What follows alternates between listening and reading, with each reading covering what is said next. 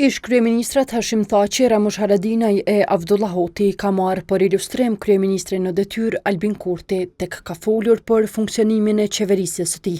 Kurti tha se Thaçi më 2014 edhe pse ishte betuar si deputet ka vazhduar të jetë kryeministër në detyrë deri në fund të atij viti. Deri në zgjedhjen e qeverisë së ri tha se kanë vazhduar të jenë në detyrë si kryeministra edhe Haradinaj e Hoti.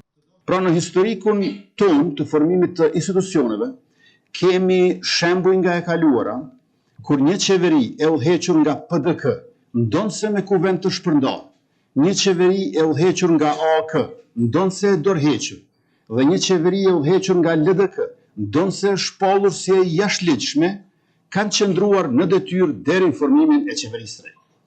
Por një qeveri e udhëhequr nga lëvizja vetëvendosje, ndonse ka përmbushur mandatin e saj të rregullt 4 vjeçar, na u dashka të largohet nga zyrat e saj një orë e më parë. Kurti të martën ka njoftuar Kuvendin e Kosovës se me qëllim betimin si deputet dorëhiqet nga posti i kryeministrit. Një njoftim i tillë nuk është pranuar nga partitë opozitare. Por në hapjen e mbledhjes së qeverisë, Kurti ka thënë se nuk mund të bëjë më shumë se si ka vepruar një ditë më parë. Më shumë se kaq nuk është e mundur të jepet dorëheqje. Më shumë se kaq do të ishte braktisje e institucionit. Do të ishte vakum institucional, pa përgjegjësi politike dhe rrezikim i sigurisë kombëtare. Është kërkesë dhe insistim, e thënë së buti i pamatur për të lënë shtëpinë pa zot shtëpie. Në fjalën e tij, kryeministri në dorëheqje ka thënë se janë të interesuar që sa më parë të ecet përpara drejt formimit të institucioneve të legjislaturës së nëntë.